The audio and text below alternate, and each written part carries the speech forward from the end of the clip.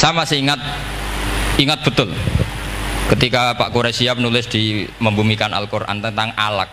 Itu kalau orang ahli embriologi dimaknani alak segumpal darah itu mesti tertawa-tawa karena nggak ada dalam proses embriologi orang lewat proses segumpal apa? Darah. Tapi kalau alak itu madatul kalimah dari kata aliko ya'liko alakon, sesuatu yang menempel, jadi zigot yang berhasil menempel di dinding rahim itu yang jadi anak. Itu ya normal saja, memang itu terjadi. Ya barokahnya bingung tadi. Atau alak dimaknani segumpal darah tapi min haitsul jinsiyah. Artinya haitsul jinsiyah itu sejenis ini. Jadi bukan di proses embriologinya tapi di jenisnya, supaya orang tidak sombong diistilahkan min alak, tapi maknanya min jinsil alak, bukan alaknya tapi jenis alak. Itu kayak Abu Bakar itu kalau sedang bully manusia yang sombong-sombong itu, kamu kok sombong, kamu itu keluar min makhrajil bauli marroten katanya. Gitu. Supaya orang tidak sombong itu disilakan manusia itu yakhruju min makhrajil bauli apa? Marroten. Kan kamu keluar dari makhrajil bauli berapa? 2 kali kan? Minar rojul lewat penis, terus nanti lahir juga lewat min makhrajil baul. Jadi untuk mengadili manusia supaya tidak sombong diistilahkan keluar min makhrajil baul marroten. Nah mungkin alak kalau maknanya segumpal darah itu maknanya jenisnya seperti ini. Kenapa kamu sombong? Jangan digugat tentang itu proses embriologi kalau itu tidak ngalami itu. Jadi akhirnya barokahnya bingung itu alak dari proses embriologi maknanya apa? Aliko ya aliku alakon, sesuatu yang nempel, yang sukses nempel di dinding rahim. Tapi dari segi jenis mendidik tawadhu, mendidik khafdul janah lil mukminin, mendidik adzul wal inkisar, rasa hina, nah itu dengan makna tadi. Saya teruskan ya. Si Arabi tadi karena dikasih 50.000 gerutu terus akhirnya Nabi memanggil Arabi tadi karena mau dipukulin sama sahabat. Nggak tahu mau dipukulin atau mau dibunuh, nggak tahu, pokoknya dikerasin lah di. Makanya nggak usah diterjemah, kalau diterjemah nanti jadi bingung. Terus akhirnya dibawa sama Nabi, diajak masuk, dikasih banyak sama Nabi, kasih banyak, ditanya sama Rasulullah, kamu sudah puas ya Arabi? Sudah ya Rasulullah. Hebatnya Nabi apa? Kamu harus menjelaskan ke semua sahabat saya kalau kamu sudah puas, karena tadi kamu ngomong yang bikin sahabat saya dongkol. Terus sekarang harus mengkonfirmasi. Ya Rasulullah. Di depan umum juga Nabi ikut. Ini Arabi tadi minta saya tak tambah, terus dia puas. Ahakada ya Arabiyu? Naam ya Rasulullah. Fajazakallahu min khairin wa asyiratin. Dia tegas naam ya Rasulullah. Nah, pelajaran dari hadis ini adalah kalimat ini. Ini harus diingat-ingat. Setelah Arabi tadi puas, sahabat juga tahu apa pernyataan puasnya Arabi tadi. Nabi ngetikan begini, masalu hadza, perumpamaan orang ini dan saya itu seperti orang yang punya unta atau sapi atau kambing yang syarodat, yang liar. Fattaba'ahan nasu, kemudian orang-orang ikut membantu nangkap. Falam yaziduha illa nufuran, bantuan manusia-manusia ini malah tambah lari karena ini semua orang ini asing. Bagi unta ini kan asing, yang nggak asing kan hanya pemiliknya.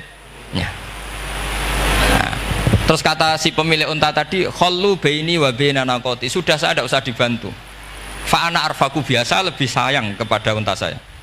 Orang nggak ikut bantu semua, terus kemudian unta itu dipanggil, fa akhadha minkum amil ardi, kira-kira diambilkan rumput, terus unta itu mau nurut. Intinya apa? Kalau orang nggak bakat kiai, nggak bakat dai ilallah, kok ngajak-ngajak Islam itu falam yaziduha ila nufuron, kira-kira gitu. Karena lebih banyak emosinya ketimbang teknik proses tadrijinya, tasreknya. Akhirnya itu jadi pelajaran ke kita. Pelajaran kedua, Rasulullah ngendikan begini, andaikan kamu membunuh si Arabi tadi, bahasanya yang membunuh, kalau ini tak terjemah nggak apa-apa, wong andaikan saja. Andaikan kamu membunuh si Arabi tadi dalam keadaan membenci saya, yaitu ngomentari Nabi adalah kikir, maka dakhalan nar, orang ini akan masuk neraka karena dia mati dalam keadaan sakhitan dan Nabi SAW, dia mati berstatus benci kanjeng.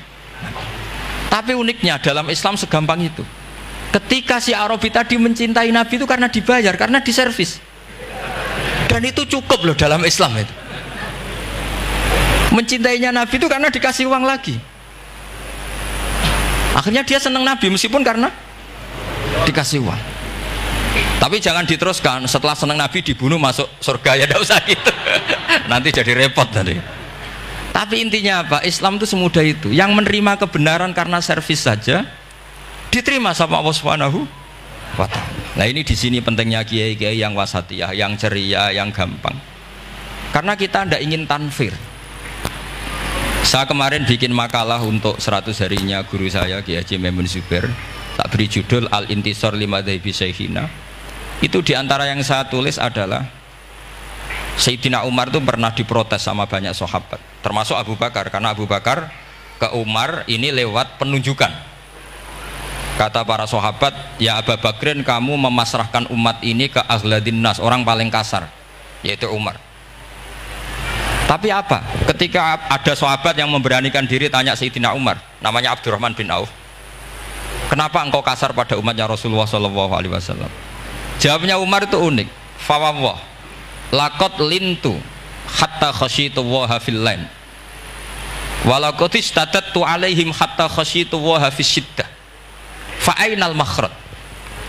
Saya ketika lunak sama manusia, sebetulnya saya juga takut Allah ketika ngambil sikap lunak, karena lunak itu dianggap pembiaran. Bagi orang yang salah paham, lunak itu dianggap pembiaran. Kamu punya ponakan yang sering pacaran misalnya atau sering nakal, kamu lunak, itu dianggap pembiaran. Pembiaran itu tidak mendidik. Tapi kalau kamu sebagai Pak Lek Pade terkenal keras, ponakamu ya ora tau sowan, itu ya ora iso didik, sama saja. Orang kau berdidik, sowan saja gak berani, ketemu kamu lari gitu. Intinya apa? Terlalu lunak juga ada masalah, yaitu dianggap pembiaran. Terlalu keras juga ada masalah, kan hakikatnya nggak bisa didik. Orang-orang yang terlalu keras sama masyarakat ini kan nggak kau berdidik, karena wong roh wis melayu. Tapi nak terlalu apian, kayak kula ini nyongkomu ya masih tak barno itu, itu kan ya repot kan. Sehingga ngendikane Sayyidina Umar, fawwah laqad lintu linnas hatta khasyitu wa fil lain. Ketika saya ngambil sikap lunak, sebetulnya saya juga punya khasyah, karena dianggap pembiaran. Tapi ketika saya terlalu ekstrim, saya juga takut Allah.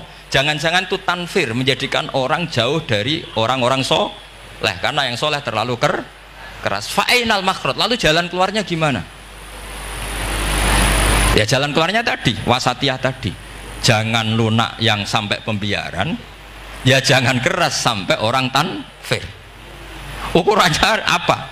Ya tanya anak-anak PSG nanti karena yang baru mengkaji apa wasatiyah. Jadi saya mohon referensi itu sebanyak-banyaknya, karena terus ada lagi saya punya cerita, ada seorang wali yang kalau doa itu agak neror Allah. Tapi itu kalau nggak wali nggak boleh, harus jadi wali dulu baru boleh. Karena kalau wali itu keliru-keliru itu ya tetap sama Allah dibahasakan isek itu bronto. Enaknya kekasihnya Allah kan gitu. Makanya di antara doanya Habib Ali Al-Habsyi Shahibu Simti Duror itu doanya, tapi kamu tidak boleh melakukan doa ini, dosa. Kalau nggak wali dosa. Itu doanya gini, waj'al sayyiati man ahbabta. Jadikan kesalahan saya itu kesalahan orang yang kau cintai. Jadi kamane cara Jawa wis kadung disayang, salah-salah wis bener. Jadi